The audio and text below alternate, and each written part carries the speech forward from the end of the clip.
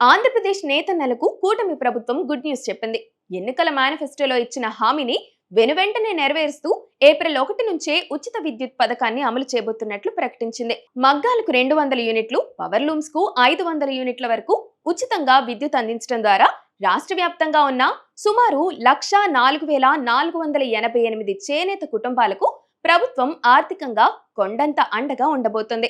ఈ పథకం ద్వారా ప్రభుత్వం ఏడాదికి 150 కోట్ల అదనపు భారాన్ని భరిస్తూ నేతన్నల కష్టార్జితాన్ని మిగిల్చే ప్రయత్నం చేస్తుంది.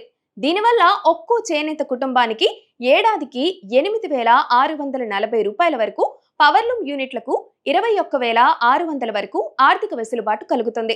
కేవలం మాటలకే పరిమితం కాకుండా విద్యుత్ ఛార్జీల భారం నుంచి చేనేత కళాకారులను విముక్తి చేసి వారి వృత్తిని గౌరవప్రదంగా మార్చేందుకు ప్రభుత్వం ప్రయత్నిస్తుంది.